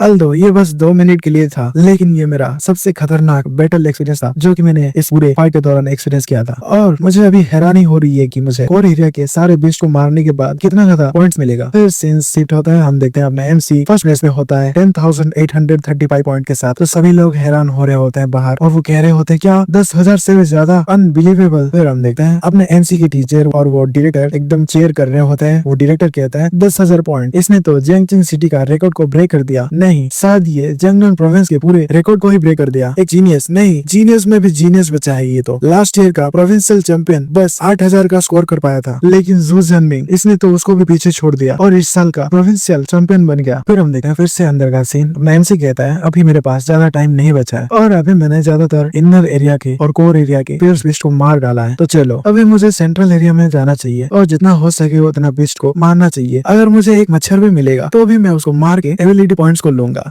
ऐसा कह के वो उधर से भाग जाता है बाकी बिस्टों को मारने के लिए। हम देखते हैं पीछे अपने एमसी के कजन और बाकी लोग पीछे से आ रहे होते हैं। अपने एमसी की कजन कहती है जियांगमिन ने एक्चुअली टियर 2 के बेस्ट किंग को मार डाला, ये तो अनएक्सपेक्टेड था। तो वो नंबर 1 वाला बंदा कहता है लेकिन ये वापस क्यों जा रहा है भाई? वो तो बहुत सारे बिस्टों को मारने के बाद नंबर 1 पे आ गया है, तो वो फिर से वापस क्यों जा रहा है? तो वो नंबर 4 वाली लड़की घबराते हुए कहती है उसके डायरेक्शन को देख के मुझे ऐसा लग रहा है कि वो वापस से सेंट्रल एरिया में जा रहा है। रुको, क्या वो बचे हुए बिस्ट को भी मारने के लिए जा रहा है? ये बात सुन के सभी लोग एकदम शॉक हो जाते हैं और वो कहते हैं क्या वो सभी बिस्टों को मार देगा? फिर वो नंबर 1 वाला बंदा कहता है जितना ज़ू ज़ेनमिंग का स्पीड है तो शायद ये सभी बिस्टों को मार पाएगा। अगर हम जल्दी से यहाँ से नहीं जाएंगे तो हमें एक भी पॉइंट नहीं मिलेगा, समझे? तो हमारा टीम अप यहीं पे खत्म होता है। लेडीज एंड जेंटलमैन, मैं पहले ही जाता हूँ। ऐसा कहकर सभी लोग भागने लगते हैं। तो वो छोटी सी बच्ची नंबर 4 कहती है रुको भाई, मेरे लिए भी थोड़ा सा पॉइंट को छोड़ दो। फिर हम देखते हैं 1 घंटे बाद का सीन। जैंग चिंग का मार्शल आर्ट एग्जामिनेशन खत्म हो चुका है और अभी से तुम बिस्ट को मारोगे तो तुम्हारा स्कोर को कैलकुलेट नहीं किया जाएगा। तो सभी लोग जल्दी से वापस आ जाओ, ये चीज अनाउंसमेंट हो रही होती है और कहता है अटेंशन ऑल कैंडिडेट, जैंग चिंग एग्जाम खत्म हो चुका है अभी। फिर हम देखते हैं अपने एमसी की कजिन कहती है ये खत्म हो चुका है। फिर हम देखते हैं बाकी बंदे कह रहे होते हैं आखिर ये कैसे खत्म हो सकता है भाई, मैंने तो बस एक ही बिस्ट को मारा है लेकिन ये क्लोज था, मैंने पास कर लिया, मैंने पास कर लिया। फिर हम देखते हैं अपना एमसी छोटे मोटे बिस्टों को मार रहा होता है और वो कहता है क्या ये इतनी जल्दी खत्म हो गया? कितनी ज्यादा शर्म की बात है भाई, मुझे अभी तक सेटिस्फेक्शन नहीं मिला है। फिर सीन शिफ्ट होता है, वो लोग सभी बाहर आने लगते हैं अपने मुंह को लटकाए हुए। फिर हम देखते हैं अपने एमसी के कजन की दोस्त उसके पास आ जाती है और कहती है की क्या ज़ू ज़ेनमिंग सच में तुम्हारी कजन है? तो अपनी कजन कहती है अरे मेरी माँ, तुम कितनी बार ये चीजें मुझे पूछोगे? हाँ वो सच में मेरी कजन है। तो वो लड़की कहती है देन माय डियर सिस्टर, क्या तुम मुझे अपने कजन का कॉन्टेक्ट इन्फॉर्मेशन दे सकती हो प्लीज, मैं तुम्हें भीख मांग रही हूँ। तो अपना एमसी के कजन कहती है लेकिन तुमने तो कल कहा था कि तुम उसके अंदर इंटरेस्टेड नहीं हो, तो अभी मुझे इसके बारे में सोचना पड़ेगा। तो वो लड़की अपने हाथ जोड़ते हुए कहती है नहीं नहीं भाई, अभी चीजें बहुत ज्यादा डिफरेंट हो चुका है, वो अभी मार्शल आर्ट एग्जाम में फर्स्ट प्लेस हासिल किया है। फिर हम देखते हैं सभी लोग दौड़ के जा रहे होते हैं और वो कहते हैं देखो ज़ू ज़ेनमिंग अभी बाहर आ रहा है। तो सभी बच्चे अपने ज़ू ज़ेनमिंग को देखने के लिए आगे बढ़ते हैं और कह रहे होते हैं कहाँ है भाई, कहाँ है वो लड़का? ब्रदर प्लीज मुझे मत धक्का दो, प्लीज मुझे देखने दो पहले। फिर हम देखते हैं अपना एमसी वहाँ से बाहर आ रहा होता है तो सभी लोग उसको कांग्रेचुलेशन कह रहे होते हैं। हम देखते हैं अपना एमसी सभी लोगों को हाथ हिला के हाय कह रहा होता है। फिर हम देखते हैं वो नंबर 3 वाला बंदा कहता है इस लड़के ने तुमसे अपना फर्स्ट पोजीशन को ले लिया है। तो वो फर्स्ट पोजीशन वाला बंदा कहता है किसने सोचा था कि सेकंड हाई स्कूल इस तरह के मॉन्स्टर को प्रोड्यूस करेगा? जिस तरह का मेरा एबिलिटी है उतने से तो मैं इस स्कोर के साथ खुश बिल्कुल भी नहीं हूँ। फिर हम देखते हैं अपना एमसी अपने प्रिंसिपल के पास आ चुका होता है और वहाँ पे डायरेक्टर भी होते हैं। फिर प्रिंसिपल कहता है ज़ू ज़ेनमिंग कांग्रेचुलेशन, तो चलो मैं तुम्हें डायरेक्टर झाओ से इंट्रोड्यूस करवा देता हूँ, ये है एजुकेशन ब्यूरो के डायरेक्टर झाओ। तो अपना एमसी कहता है ग्रीटिंग्स डायरेक्टर झाओ। तो वो प्रिंसिपल कहता है तुम्हें अभी बस लेने की कोई जरूरत नहीं है, डायरेक्टर झाओ तुम्हें खुद अपने कार में लेके जाएंगे। तो अपना एमसी अपने मन में सोचता है हाँ यही चीज सही रहेगा, अगर मैं बस में जाऊंगा तो बहुत लोग मुझे बहुत सारे सवाल पूछने वाले हैं, तो ये मेरे लिए बिल्कुल भी पीसफुल नहीं होने वाला। फिर हम देखते हैं अपना एमसी डायरेक्टर झाओ के कार में बैठ के जा रहा होता है। डायरेक्टर कहता है ज़ू ज़ेनमिंग तो तुमने डिसाइड किया है कि तुम कौन से सुपर पावर यूनिवर्सिटी में जाने वाले हो? तो अपने एमसी कहता है मैं अभी बस अपने स्ट्रेंथ को इम्प्रूव करने के लिए ध्यान दे रहा था, तो मैंने डिसाइड नहीं किया है कि मैं कौन से यूनिवर्सिटी में जाऊंगा। तो डायरेक्टर कहता है आज जैसा तुम्हारा रिजल्ट रहा तो तुम जिस यूनिवर्सिटी में जाना चाहो तुम वहाँ पे जा सकते हो। हाउएवर इस कंट्री में बहुत सारे यूनिवर्सिटीज है लेकिन ज्यादातर सुपर पावर यूजर्स बस टॉप 3 यूनिवर्सिटीज से ग्रेजुएट हुए हैं और मैं तुम्हें वही 3 यूनिवर्सिटी को रिकमेंड करूंगा। किंगजी सुपर पावर यूनिवर्सिटी जो कि ग्रेट जा की आर्टलैंड एरिया में लोकेटेड है और वो एक एफिलिएटेड ऑफिशियल ऑर्गेनाइजेशन है और वहाँ पे तुम डायरेक्टली ग्रेजुएशन के लिए एंटर कर सकते हो। ये था उन टॉप 3 में एक यूनिवर्सिटी। फिर आता है दूसरा यूनिवर्सिटी जहाँ से की 9th नेशनल गार्डियन ग्रेजुएट हुआ है और उसका नाम है मोडू सुपर पावर यूनिवर्सिटी जो की बोसलिंग पोर्ट एरिया में है। वहाँ पे तुम्हें एक्सीलेंट रिसोर्सेज मिल जाएगा और उसके साथ साथ बहुत सारे इलाइट क्लब्स भी मिल जाएंगे और जो लोग एक्सीलेंस के पीछे भागते हैं उनके लिए ये यूनिवर्सिटी एकदम सूटेबल है। और तीसरे नंबर पे आता है जंगचिंग सुपर पावर यूनिवर्सिटी जिसका की 200 सालों का हिस्ट्री रहा है और उनके पास एंशिएंट ट्रेडिशन और स्ट्रॉन्ग फैकल्टीज है और ये टॉप 3 यूनिवर्सिटी के पास ही top tier super power cultivation methods है जो कि पब्लिकली किसी के पास भी अवेलेबल नहीं है और यही चीज सीखे काउंटलेस स्टूडेंट आगे जाके सुपर हीरो बनते हैं। तो अब नैन्सी कहता है हाँ मैं समझ गया कि एवेकनर्स को कल्टीवेशन मेथड चाहिए होती है ताकि वो ट्रेनिंग करके सुपर पावर यूजर्स बन सके, लेकिन ये top tier super power cultivation method ये क्या होता है? तो डायरेक्टर कहता है चलो मैं तुम्हें आसान तरीके से बताता हूँ। Super power training method different levels के होते हैं। अगर एक एवेकनर एक बिगिनर लेवल के सुपर पावर ट्रेनिंग मेथड को इस्तेमाल करेगा तो उसको सुपर पावर यूजर बनने के लिए 3 से 4 साल लग जाएगा। हाउएवर अगर तुम top tier super power training method को इस्तेमाल करोगे तो तुम आधे साल में ही एक एवेकनर से सुपर पावर यूजर बन जाओगे और तुम्हें चिंता नहीं करना चाहिए। जैसा तुम्हारा रिजल्ट है तो तुम डेफिनेटली इन यूनिवर्सिटी में जा सकते हो। इवन टॉप 3 यूनिवर्सिटीज भी तुम्हें फेवरेबल कंडीशन को प्रोवाइड करेगी तो तुम अपने मर्जी से ये सब चुन सकते हो। तो नैन्सी कहता है हाँ मैं समझ गया, आपका शुक्रिया टीचर। फिर सीन शिफ्ट होता है। हम देखते हैं अगले दिन का सीन। अपना एमसी अपने बाथरूम में मस्त से नहा रहा होता है अपने सिस्टम को चेक करते हुए। उसके पास 2534 एबिलिटी पॉइंट्स बचे होते हैं। अपना एमसी एमसी कहता है 2535 एबिलिटी पॉइंट्स, ये मुझे सुपर पावर यूनिवर्सिटी में जाने के लिए काफी रहेगा। और मुझे हैरानी हो रही है कि मैं जब इन सुपर पावर यूनिवर्सिटी में जाऊंगा तो मुझे किस तरह के फेस फिश को मारने का मौका मिलेगा। अगर मुझे मौका नहीं मिलेगा तो मैं खुद ही वाइल्ड एरिया में जाके प्रैक्टिस करूंगा। लेकिन तभी अपने एमसी के कजिन और उसकी आंट उसके घर पे आती है और अपने एमसी के कजिन कहती है, आखिर ये दरवाजा क्यों खुला हुआ है, चलो हमारे लिए एक अच्छा मौका है, हम धीरे से जाएंगे और जू जनमिंग को एक सरप्राइज देंगे। फिर वो अंदर आ जाती है और कहती है, जनमिंग सरप्राइज। हम देखते हैं अपने एमसी के कजिन के साथ उसकी मम्मी यानी कि अपने एमसी के आंट आई होती है और उनका नाम होता है जू किंग वन। अपने एमसी टावल में बाहर आ रहा होता है, उन लोगों को देखे वो एकदम शॉक हो जाता है और वो कहता है, आंट कजिन आखिर आप लोग क्यों यहाँ पे। हम देखते हैं अपने एमसी के कजिन उसको देखे ब्लश कर रही होती है और वो अपने आंखों को ढकते हुए कहती है, जू जनमिंग आखिर तुम क्या कर रहे हो। अपने एमसी कहता है, प्लीज मुझे इसके लिए ब्लेम मत करना। फिर हम देखते हैं उसकी आंटी उसके रूम को देख के सोच रही होती है, बस कुछ ही दिन हुए हैं लेकिन इसका रूम का हालत इतना ज्यादा खराब कैसे हो गया है। फिर अपने एमसी अपने मन में सोचता है, इन कुछ बीते सालों में जब मेरे पेरेंट्स मारे गए तभी बस मेरी आंटी ही मेरे साथ रही दिन रात तक। उन्होंने मेरा ख्याल रखा और मुझे घर जैसा फील कराया और उन्होंने उनका सारा गार्डियन ड्यूटी को फुलफिल किया और ओकेजनली मुझे खाना भी खिलाती थी जैसे कि बाम्बू शूट और पोर्क। फिर उनकी आंटी कहती है, जाओमिंग मुझे मार्शल आर्ट एग्जाम के बारे में ज्यादा कुछ पता नहीं है लेकिन मैंने सुना कि तुम इस एग्जाम को लेने वाले हो तो मैं बहुत ज्यादा चिंतित हो गई थी, लेकिन मैंने जब तुम्हें देखा कि तुम ठीक ठाक हो तो मुझे अभी शांति मिल रही है। तुम्हारा स्कोर इम्पोर्टेंट नहीं है और इट्स ओके अगर तुम्हें कोई कॉलेज नहीं भी मिला तो। फिर अपने एमसी कहता है, हाँ क्या सिस्टर क्यूआई ने आपको नहीं बताया। तो अपने एमसी की कजिन अपने एमसी को आंख मारते हुए कहती है, नहीं मैंने उनको नहीं बताया, तुम खुद ही उनको बता दोगे तो ये बेटर रहेगा। तो अपना एमसी कहता है, आंटी एक्चुअली मैंने 10,000 से भी ज्यादा पॉइंट को हासिल किया है। ये बात सुन के उनकी आंटी के मुंह से वो जोश निकल जाता है और वो हैरान होकर कहती है, क्या कितना कितना तुम क्या बोल रहे हो, क्या तुम मुझसे झूठ बोल रहे हो क्या। तो अपना एमसी की कजिन कहती है, मॉम ये सच बात है, जू जनमिंग ने 11,124 पॉइंट को हासिल किया। ये बात सुन के वो थर थर कांप रही होती है और वो रोते हुए अपने एमसी के गले लग जाती है और वो अपने मन में सोच रही होती है, हमारे जू फैमिली को फाइनली एक सक्सेसर मिल गया है और तुम्हारे पेरेंट्स 7 में रह के बहुत ज्यादा प्राउड हो रहे होंगे। फिर सीन शिफ्ट होता है, हम देखते हैं कुछ लोग अपने एमसी की फाइट को देख रहे होते हैं। वहाँ पे एक लड़की कहती है, जू जनमिंग 18 साल का लड़का जिसके पास ही ई क्लास का इलेक्ट्रिसिटी एबिलिटी है और वो एक एवेकनर है। वहाँ पे एक बंदा कहता है, अगर ये स्कोर रियल होगा तो हमें इस तरह के एक स्टूडेंट को रिक्रूट करना चाहिए। फिर वहाँ पे एक टकला वाला बंदा कहता है, लेकिन जितना इसका स्किल है उसके साथ तो इस तरह का स्कोर अचीव करना एकदम नामुमकिन वाली बात है। फिर वहाँ पे और एक बंदा कहता है, लेकिन इसके बैटल परफॉर्मेंस को जज किया जाए तो उसका एबिलिटी बिल्कुल भी ई क्लास का नहीं लग रहा है, ये तो कम से कम ए क्लास का होगा या फिर इवन एस क्लास का भी हो सकता है। तो वहाँ पे और एक बंदा कहता है, आखिर जंगचंग जैसा एक 18 टियर स्मॉल सिटी इस तरह के टॉप स्कोरर को कैसे प्रोड्यूस कर सकता है, शायद यहाँ पे कोई चीटिंग हुआ होगा या फिर वो शायद किसी ड्रग का इस्तेमाल कर रहा होगा। तो वहाँ पे पहले वाले लड़की कहती है, ऑल राइट सभी आर्ग्यू करना बंद करो, अभी के लिए जू जनमिंग को एस क्लास स्पेशल रिक्रूट में डाल दो और रही बात उसकी स्कोर जेन्युइन है कि नहीं तो मैं पर्सनली जंगचंग जाके ये चीज को इन्वेस्टिगेट करूंगी। फिर शिफ्ट होता है, अपने एमसी को जंगनन प्रोविंस एजुकेशन ब्यूरो से मैसेज आया होता है कि जंगचंग एग्जामिनी जू जनमिंग आपका एग्जाम रैंकिंग फाइनली रिलीज हो चुका है और आपका रैंक जंगनन प्रोविंस में फर्स्ट प्लेस है, टोटल स्कोर 11,124। फिर अपना एमसी वो चीज देख के एकदम खुश हो जाता है और कहता है, क्या फर्स्ट प्लेस और वो भी जंगनन प्रोविंस का टॉप स्कॉलर। हाँ मैंने करके दिखाया। अपने एमसी के बारे में बहुत सारे न्यूज़पेपर में छपने लगता है, अभी लोग बात करने लगते हैं, क्या ज्यादातर टॉप स्कॉलर टियर 1 का हाई लेवल सुपर ह्यूमंस नहीं होते क्या, लेकिन एक awaken individual provincial top scholar कैसे हो सकता है। तो और एक बंदा बात करने लगता है, ये बंदा ई क्लास सुपर पावर के साथ प्रोविंशियल टॉप स्कॉलर बन गया है, अगर ये बात सच है तो मैं खुद टटी खा लूंगा भाई। तो और एक बंदा उसकी बात को सुनते हुए कहता है, हे तुम रुको, मैं उसके martial art college entrance exam का वीडियो को निकालूंगा फिर तुमको टटी खिलाऊंगा। फिर सिंसियर होता है, हम देखते हैं एमसी के प्रिंसिपल और उसके होम रूम टीचर वहाँ पे एक सेरेमनी को रखे हुए होते हैं जो कि होता है अवार्ड सेरेमनी। वहाँ पे एक रिपोर्टर पूछती है कि प्रिंसिपल जाओ, बहुत सारे लोग आपके स्टूडेंट पे डाउट कर रहे हैं, स्टूडेंट जू जनमिंग के रिजल्ट के बारे में आपको इस बारे में क्या कहना है। और बहुत सारे लोग ये क्लेम कर रहे हैं कि ये एक कॉन्स्पिरेसी है और बोल रहे हैं कि ये फेक है। प्रिंसिपल जाओ प्लीज हमें आप एक एक्सप्लेनेशन दीजिए। तो प्रिंसिपल कहता है, हमारे स्कूल की ऑफिशियल वेबसाइट में जू जनमिंग का मार्शल आर्ट एग्जाम का वीडियो रिलीज हो चुका है, तो सभी लोग वहाँ पे जाके इसके ऑथेंटिसिटी को वेरीफाई कर सकते हैं और इस martial art college entrance exam का फेयरनेस तो बियॉन्ड डाउट है। तो सभी लोग वो वीडियो देख के कह रहे होते हैं, वाओ उसके पास इतना ज्यादा खतरनाक स्किल है, उसने तो एक ही बार में इतने सारे बिस्ट को मार दिए, क्या ये सच में टियर 1 का सुपर ह्यूमन नहीं है क्या। और ऐसा लग रहा है कि इसके पास तो रीइंफोर्समेंट एबिलिटी है, नहीं इसके पास तो लाइटनिंग टाइप का एबिलिटी है, ये पावर ये तो एकदम खतरनाक है और तुम कह रहे हो कि ये ई क्लास का एबिलिटी है। नहीं भाई तुम मुझे पागल बना रहे हो। फिर हम देखते हैं अपना प्रिंसिपल कहते हैं, आपको मार्शल आर्ट एग्जाम का वीडियो मिल गया है प्रूफ के तौर पे और स्टूडेंट जू जनमिंग का रिजल्ट एकदम रियल है और जंगचंग सिटी में पहली बार किसी ने टॉप स्कॉलर का स्टेटस को हासिल किया है, जो कि बहुत ज्यादा अच्छी बात है। और इसी खुशी में हम उसको एक रिवार्ड देंगे जो कि हमारे कॉलेज और इस सिटी के एजुकेशन ब्यूरो से होगा और गवर्नमेंट भी बोनस देने वाली है एक लग्जरी विला और कुछ पैसे। हम देखते हैं अपने एमसी को